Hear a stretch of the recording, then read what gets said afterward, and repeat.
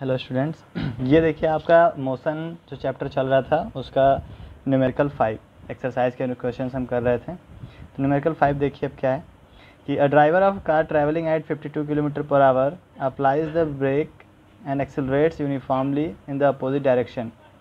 Opposite direction का मतलब क्या हो रहा है कि वो अपने एक्सेलरेशन से मतलब डिक्रीज़ हो रहा है ना, उसका स्पीड जो है स्पीड कम हो रहा है, तभी तो opposite direction.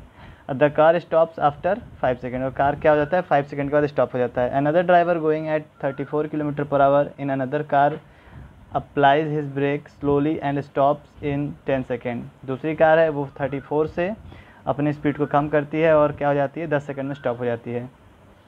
On the same graph paper, plot the speed versus time graph for two cars.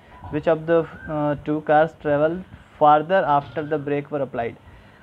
Question का कहने का मतलब ये है कि दो कार है और उन दोनों के बारे में हमें ग्राफ बनाना है।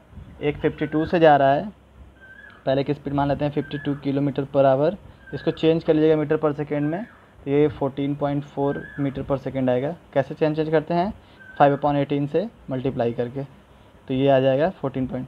इसी तरीके से V2 इसका टाइम कितना लगा है ये भी लिख रहे हैं, 0 तक आने के लिए इसको टाइम लगा था 5 सेकेंड। और दूसरा वाला है वो 34 किलोमीटर पर आवर से था, चेंज करेंगे तो ये अप्रॉक्स 8.9 मीटर पर सेकेंड आएगा और टाइम कितना लगा था 10 सेकेंड। तो पहले तो इसको हमें ग्राफ पे बनाना है, स्पीड वर्सेस टाइम ग्राफ।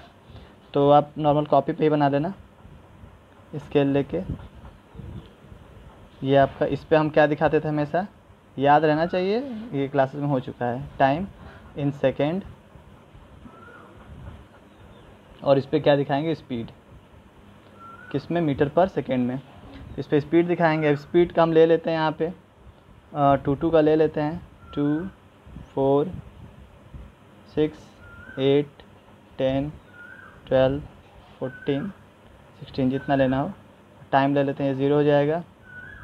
अब टाइम है तो 10 सेकेंड तक 1 2 ले लेते हैं, 1 2 3 4 5 6 7 8 9 10 11।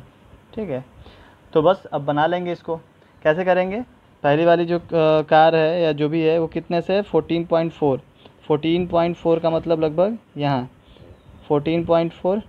अब ये 14.4 से क्या हो रही है नीचे आ रही है और 5 सेकेंड में 0, मतलब इस तरीके से स्केल रख के बिल्कुल मिला देंगे और 5 सेकेंड पे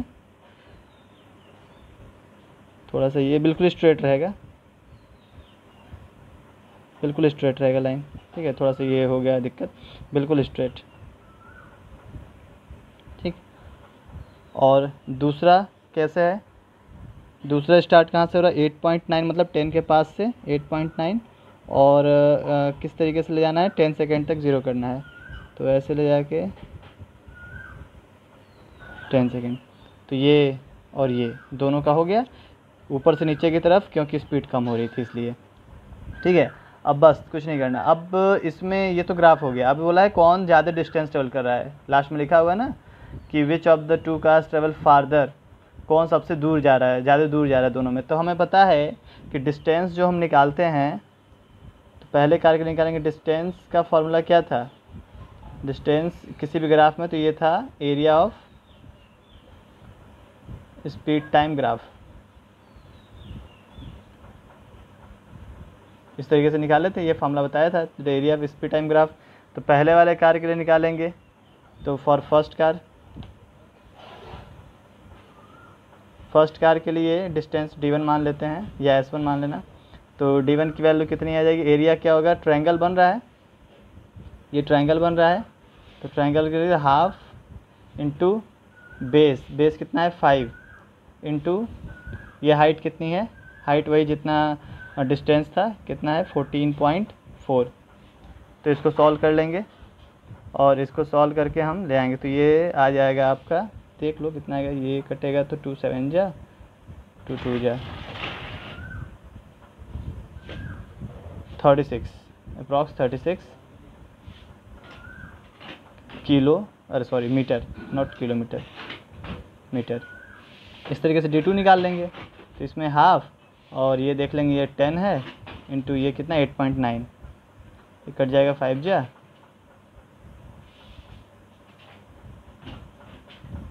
ये ये चीज़, ठीक है। तो ये आ जाएगा कितना, लगभग 44, क्योंकि देखिए मल्टीप्लाई करेंगे, 5 9 जा 45, 5 8 जा 40, 44.5 मीटर। अब दिख रहा है साफ साफ कौन सी कार, तो सेकेंड कार ज़्यादा दूर जा रही है, तो लिख लेंगे answer 10 second car travels farther, ठीक है। ये इस तरीके से हो गया फर्स्ट क्वेश्चन। इसका 5th क्वेश्चन, ग्राफ बनाना है, ग्राफ बनाने के बाद दोनों का डिस्टेंस निकाल देना है, डिस्टेंस देखना है कौन ज़्यादा जा रहा है, वो हो जाएगा। करेक्ट है, एग्जैक्ट आंसर, बस इसमें यही बताना था। अब आते हैं हम सेकेंड में।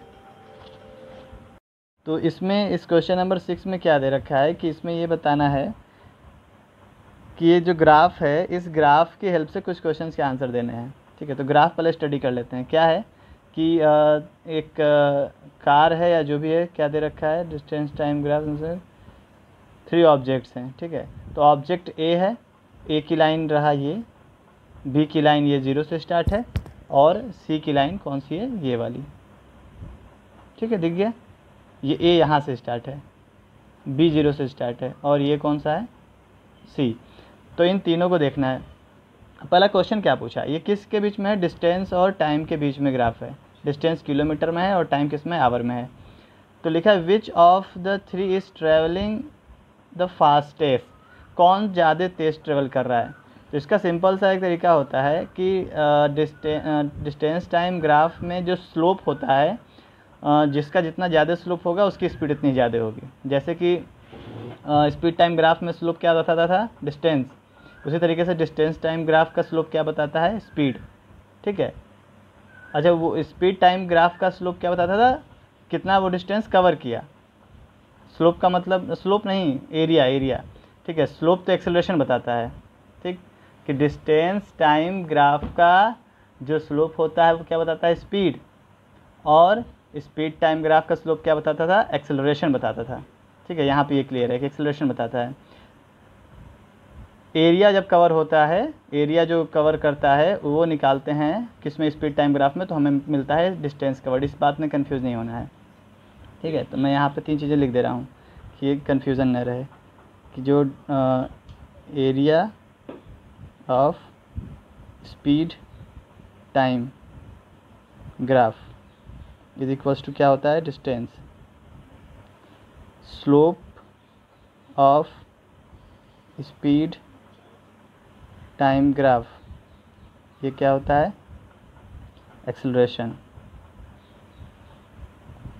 और slope of distance time graph, ये क्या होता है, स्पीड,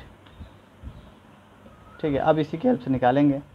स्लोप का मतलब ये होता है, एक तो मैंने बताया था कैसे हम कैलकुलेट करते हैं, फाइनल माइनस इनिशियल दोनों ही एक्सेस पे, और एक होता है कि झुकाव, कि मतलब कि ये जो आपका जो लाइन है वो हॉरिजॉन्टल से कितना ज़्यादा झुका हुआ है।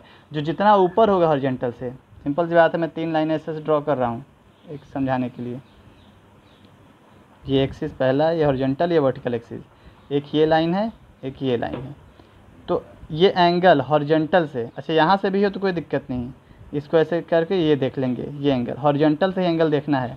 तो जिसका एंगल सबसे ज़्यादा होगा, आपको समझना है कि उसकी स्पीड भी सबसे ज़्यादा होगी। कहाँ से एंगल, हॉरिजॉन्टल से। तो इन तीनों में हम देखेंगे हॉरिजॉन्टल से एंगल किसका ज़्यादा है, सबसे हॉरिजॉन्टल से एंगल जो सबसे ज़्यादा है वो बी का है। ये हॉरिजॉन्टल से देख रहे हैं ये एंगल, और ये देख रहे हैं सबसे कम किसका है, ए का, उससे ज़्यादा सी का, और सबसे ज़्यादा बी का।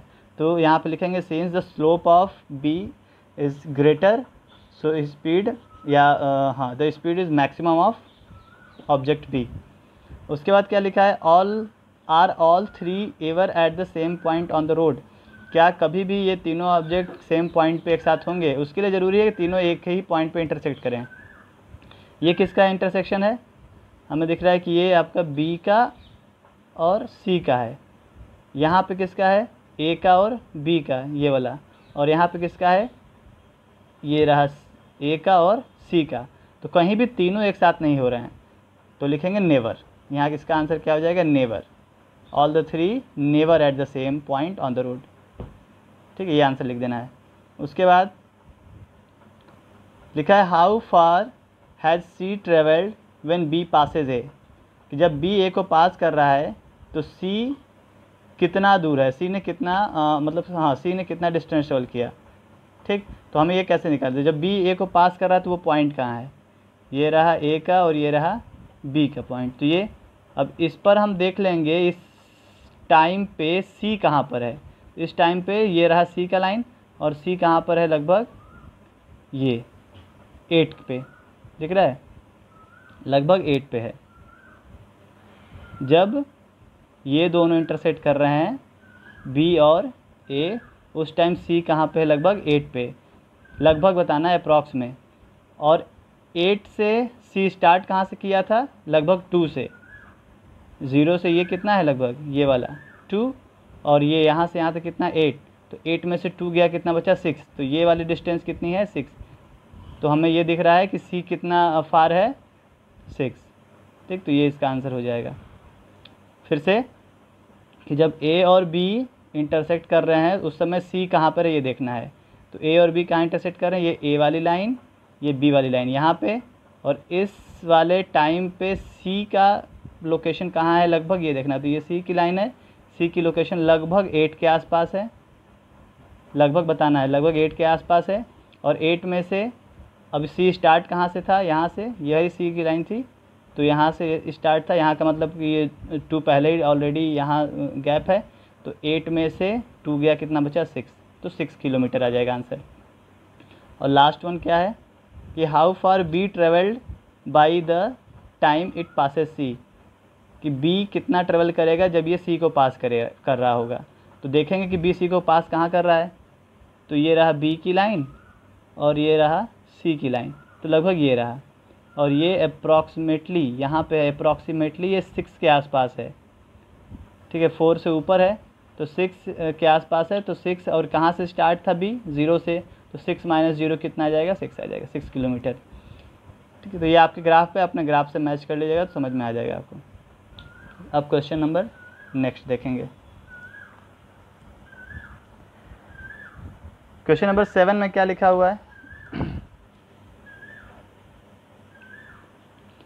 7 में लिखा है कि a ball is gently drop from a height 20 metre. तो हाइट की वैल्यू कितनी है, जो चीज़ दे रखा है वो लिखते चलेंगे, 20 metre. If its velocity increases uniformly at the rate of 10 metre per second square. Uniformly increases हो रहा है, और यूनिट से भी पहचान जाएंगे कि एक्सेलरेशन दे रखा है, 10 मीटर पर सेकेंड स्क्वायर है ना, तो एक्सेलरेशन का यूनिट ये होता है मीटर पर सेकेंड स्क्वायर। नीचे की तरफ आ रहा है, with what velocity will it strike the ground. तो ये कौन सी वेलोसिटी से स्ट्राइक करेगा, मतलब ये फाइनल वेलोसिटी की वैल्यू पूछ रहा है।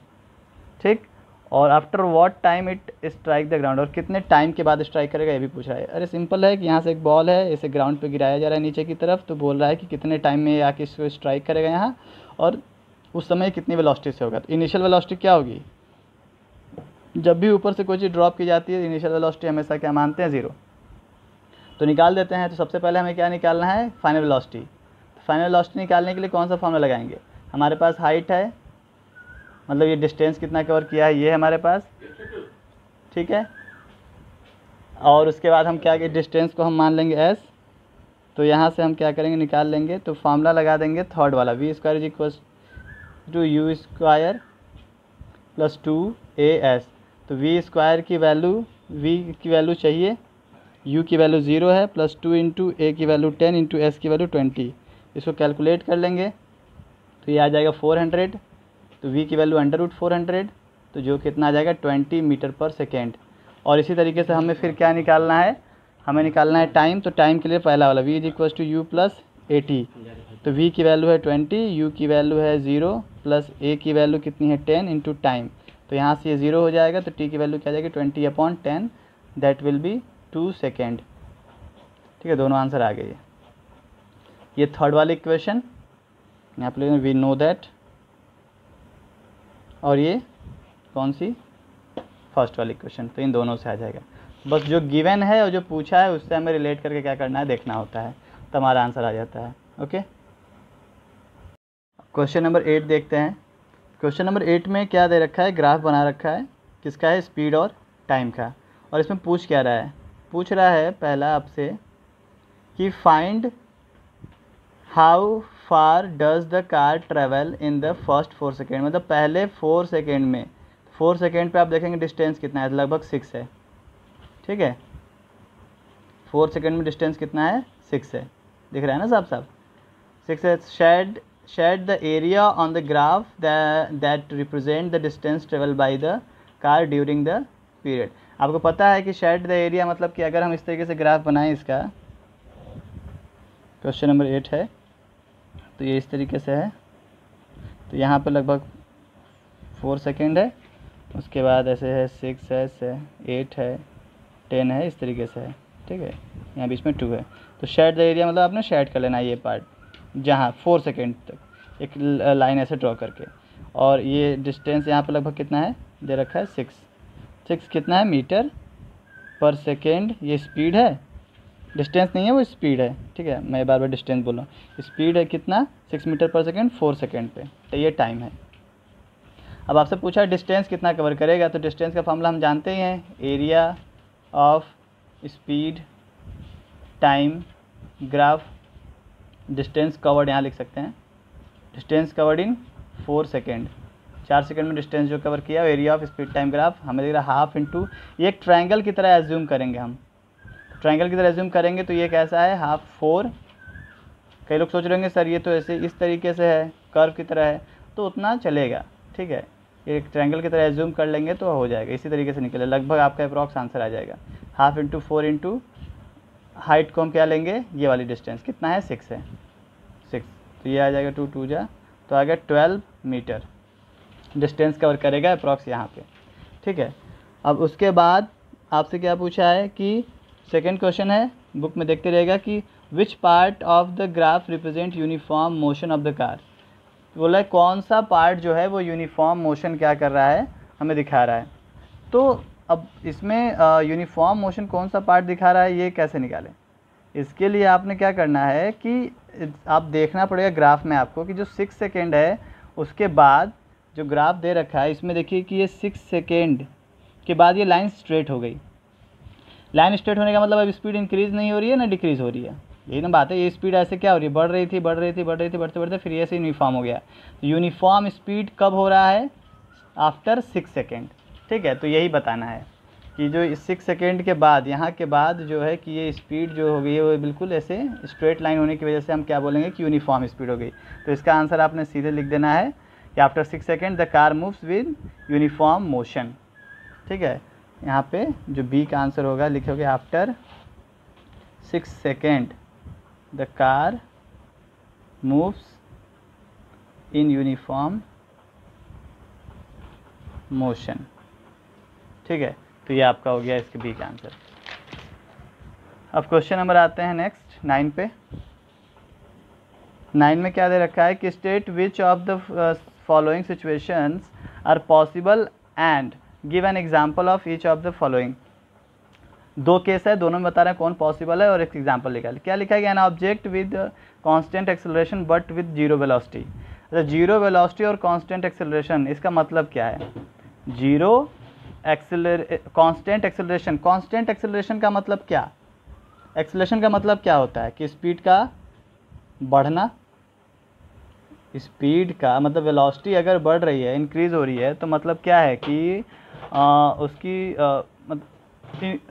एक्सेलरेशन क्या हो रहा है, इंक्रीज़ हो रहा है, ठीक है, वो एक्सेलरेट हो रही है बॉडी, कम हो रहा है तो डिक्सेलरेट हो रहा है, ठीक है।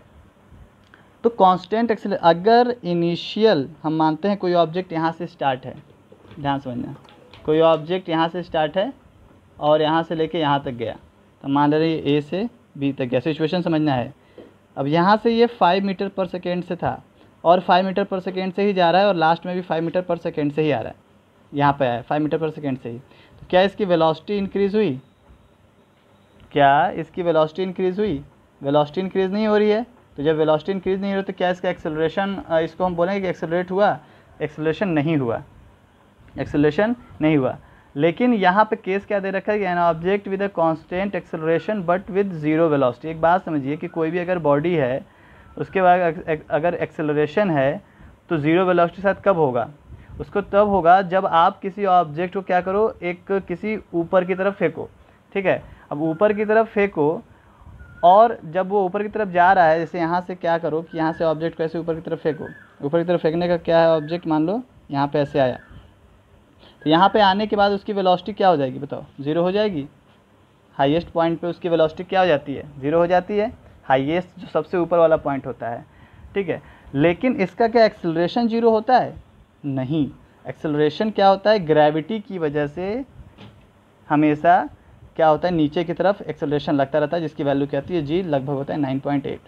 ऐसे केस के लिए आपको नहीं समझना है, आपको समझना है किस कैसे केस के लिए, इसके लिए। ये तो मैंने आपको ये क्या बताया था, यहाँ पे एक्सेलरेशन की वैल्यू क्या होगी, ज़ीरो होगी। कैसे, क्योंकि इनिशियल वेलोसिटी और फाइनल वेलोसिटी अगर सेम हो जाए तो एक्सेलरेशन क्या होता है, ज़ीरो। ये तो मैंने केस बताया। लेकिन यहाँ पे मैंने आपको वो चीज़ बताया जो क्वेश्चन में पूछा था कि आप नीचे से कोई ऑब्जेक्ट फेंको, हाईएस्ट पॉइंट पे इसकी वेलोसिटी क्या होती है, ज़ीरो। ये हमेशा बताया जा चुका है आपको कि हाईएस्ट पॉइंट पे उसकी वेलोसिटी क्या होती है, ज़ीरो। लेकिन क्या यहाँ पे एक्सेलरेशन ज़ीरो होता है, नहीं। तो यहाँ पे एक्सेलरेशन हमेशा कितना लगेगा, जी के इक्वल, जो नीचे की तरफ लगता है। तो आंसर क्या लिखोगे, जो क्वेश्चन है उसके अकॉर्डिंग कि यस, यस लिखोगे। और यस लिखने के बाद क्या लिखोगे कि a body can have acceleration, जो बोल रहा हूँ कॉपी में लिख लीजिएगा, acceleration even when its velocity zero. अब एग्जाम्पल भी बोला था तो लिख देंगे कि when a body is throne up at highest point velocity is zero, velocity zero होगा, लेकिन बट इट हैज़ एक्सेलरेशन, और जो कितने के इक्वल होगा, equal to acceleration due to gravity. Acceleration due to gravity के क्या होगा, इक्वल होगा। तो ये आप आंसर कर लीजिएगा, ठीक। अब इसका देखते हैं क्वेश्चन नंबर 10। क्वेश्चन नंबर 10 में क्या दे रखा है कि an artificial is moving in a circular orbit of radius, circular orbit में घूम रहा है, ठीक है। आर्टिफिशियल कोई दे रखा है और इसका रेडियस कितना दे रखा है, रेडियस की वैल्यू लिख लीजिए 42,250 किलोमीटर। इसको मीटर में चेंज कर लो, 42250, और आ जाएगा, सॉरी 30 ना, किलोमीटर से मीटर में जाने के लिए 1000 से मल्टीप्लाई करते हैं। फिर से बता रहा हूँ, शायद वीडियो इधर उधर हो गया था। रेडियस की वैल्यू कितनी दे रखी है, ये किलोमीटर, ये 42,250। आपने 1000 से मल्टीप्लाई कर देना है, तो ये किस में कन्वर्ट हो गया, मीटर में। पूछ क्या रहा है, calculate its speed if it takes 24 hours to revolve around the earth. अगर 24 घंटे ये ले रहा है रिवॉल्व करने में, तो इसकी स्पीड पूछ रहा है। 24 घंटे अगर ले रहा है तो इसकी स्पीड पूछा है। स्पीड क्या होता है, स्पीड होता है डिस्टेंस अपॉन टाइम। अब एक रिवॉल्यूशन में कितना डिस्टेंस करेगा, सर्कमफ्रेंस के इक्वल, जो क्या होता है 2πr अपॉन में क्या, टाइम। 2πr का मतलब यहाँ पे वैल्यूज रख लीजिए, 2 इंटू हो जाएगा 3.14 इंटू आर की वैल्यू कितनी है मीटर में, 4225 अपॉन में टाइम कितना लगा है, टाइम लगा है 24 घंटे। 24 घंटे को सेकेंड में चेंज करो, 24 इंटू 60 भाई टाइम जो लगा है 24 आवर्स है, आवर्स को सेकेंड में कन्वर्ट करना है तो 24, ये हो जाएगा 1 घंटे में 60 मिनट और 1 मिनट में 60 सेकेंड्स, ठीक है। तो ये किस में चेंज हो गया आपका, सेकेंड में। अब आपने क्या करना है, इसको कैलकुलेट करना है, तो कैलकुलेट कर लोगे, कैलकुलेट करने के बाद आंसर आ जाएगा। ये आपका होमवर्क है, कैलकुलेट कर लीजिएगा, ठीक है। ये लगभग आप देख के कर ही लोगे, 3070.9 metre per second. Kilometre per our में चेंज करना है, किलोमीटर पर सेकेंड में भी 3.07 किलोमीटर पर सेकेंड, मतलब कि 1 सेकेंड में ये इतना जा रहा है 3.07 किलोमीटर। समझ में आ रही बात, कैसे किया, मीटर है ना, मीटर को 1000 से डिवाइड कर दो तो क्या हो जाएगा ये किलोमीटर में, तो 1000 से करने का मतलब है 3 प्लेस पीछे आ जाएगा डेसिमल, तो 3.07 किलोमीटर पर सेकेंड। आवर नहीं किया है, किलोमीटर पर सेकेंड, ओके। तो ये इस तरीके से, तो सिंपल है कि 2πr डिस्टेंस एक चक्कर में, एक रिवॉल्यूशन में, और टाइम है 24 घंटे, सेकेंड में कन्वर्ट कर लिया, ये पुट कर दिया और आंसर आ गया, ठीक है, एकदम आसान। तो इस तरीके से एक्सरसाइज फिनिश हुई। तो इसको आप अच्छे से रिवाइज कर लीजिएगा, जो भी प्रॉब्लम होगी पूछ लीजिएगा, और ये चैप्टर फिर फिनिश हो जाएगा। PDF पे भेज दिया हूँ, तो नोट्स बना लेना है आपने, और उसके बाद फिनिश हो गया तो अब अगला चैप्टर हम फिर स्टार्ट करेंगे। पहले आपसे कुछ पूछ लूँगा या आपको जो प्रॉब्लम होगा उसके आंसर हो जाएंगे, तब हम अगला चैप्टर स्टार्ट करेंगे। ओके।